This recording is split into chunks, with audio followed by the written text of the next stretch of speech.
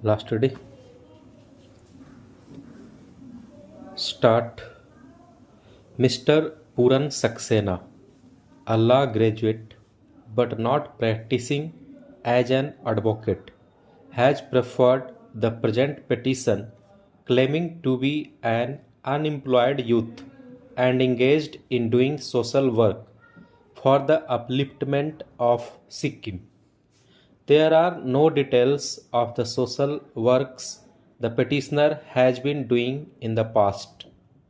The petitioner claims that after his graduation, when he came back to Sikkim in the year 2013, he observed that there was no overall development in the state and the money received from the center had not been utilized in the proper place for the upliftment of the downtrodden people of Sikkim.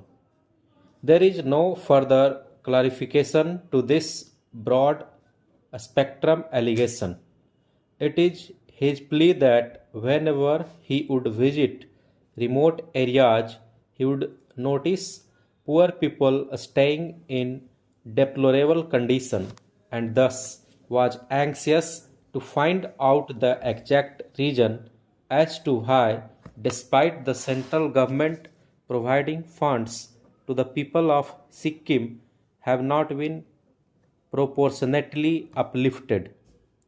Besides the allegation, there are no facts pleaded or proof submitted to substantiate the allegations. The petitioner claims that he started doing research in the matter and came across shortcomings in the functioning of the governmental machineries. The petitioner claims that those shortcomings were that the funds were utilized on non-productive schemes. There was no proper allocation of funds to such schemes, which would directly benefit the downtrodden. The funds were provided for religious matters. Funds were not provided for construction of roads, electricity, establishment of specialized hospitals, schools, research work, technical education, medical facilities, etc., which are the basic requirements of the people. There is not a single document filed with the writ petition to substantiate the statements made about the petitioner's perceptions of the said shortcomings. It is claimed by the petitioner that while doing research, the petitioner came across one notice inviting tender published in the newspapers.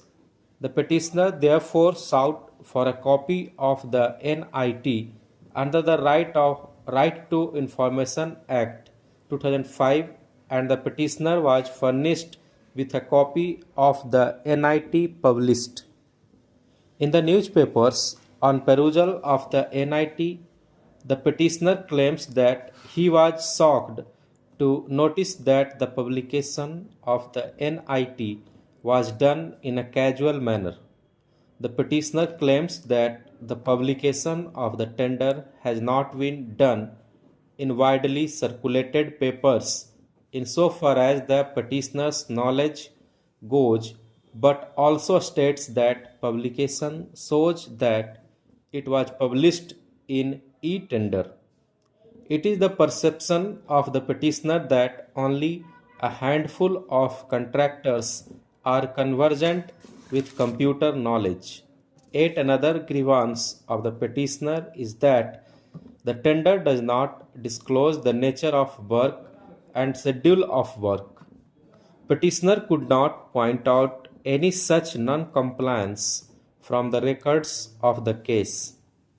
The petitioner states that he also received one corrigendum dated 5/7/2017 through the process of the Right to Information Act 2005. The petitioner claims that on examining the invitation for bids dated 23/5/2017, the petitioner came to learn how public money from the government exchequer had been embezzled. Stop.